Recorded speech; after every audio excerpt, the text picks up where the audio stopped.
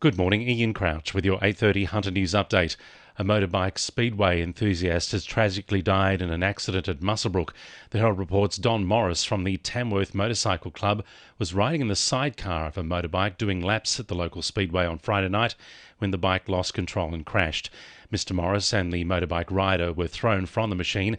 However, he died at the scene despite the best efforts of on-site medics. 2 regional police squads will begin operating from today, with one permanently based in the Hunter. 31 officers will make up the Raptor North squad to crack down on organised crime networks and outlaw motorcycle gangs. Deputy Commissioner David Hudson says it follows an 18-month trial. There were particular problems in both North and South region, which those trials were implemented to address. We addressed those issues. Since that trial concluded, we have seen a spike again in outlaw motorcycle gang activity, causing us to believe and approach government to say that we needed a permanent presence in both areas. The Greens candidate for Swansea is urging young people in the electorate to check the policies of political parties before simply voting the way their family has always done. Journalist Heather Ford will go up against the ALP's Yasmin Catley in the safe Labor seat at the upcoming March state election, with health, public housing and climate change among her top priorities. She says people need to vote for what they believe in. 2 young people from the Hunter have been selected as members of the state government's 2023 Regional Youth Task Force. Jessica Patman from Warners Bay and Georgie Tafe from Merriwa will represent the voices of young people in the region this year.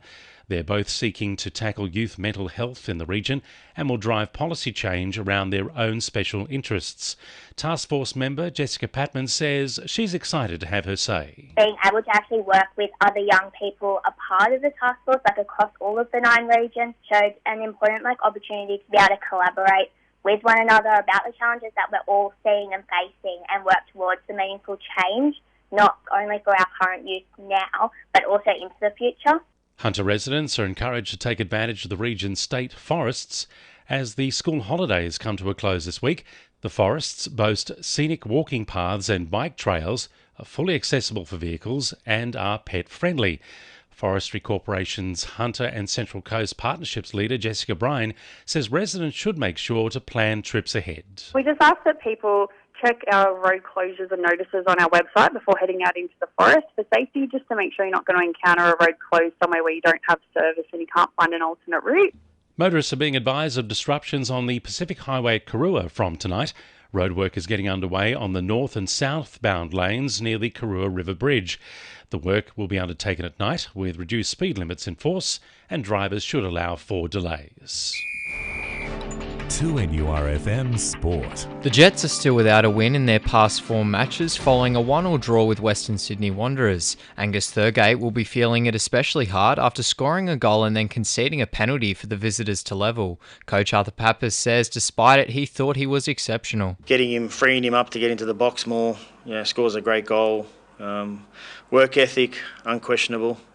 Quality is so high, so, he'll deal with that and he'll overcome that setback, and it didn't deter him having an impact in the game after as well. So in the end, that's part of the game. Meanwhile, Jordan Elsie's departure is set to free up space in this month's transfer window, with Pappas hoping to fill the spot with an attacking player. Elsie has been released to Perth, inking a 2.5-year deal. And taking the reins as the men's Indigenous All-Stars team coach, former Knights NRLW man Ron Griffiths is looking to provide chances to an emerging talent pool. It comes ahead of the side's representative match with the New Zealand Maori in a month's time, with around 60 eligible players up for selection. That's sport. I'm Jordan Regnis. And the winning numbers in Weekend Lotto are 9, 10, 11, 23, 32 and 40, and the supplementaries are 5 and 17. And now you're up to date with the latest 2NURFM Hunter News.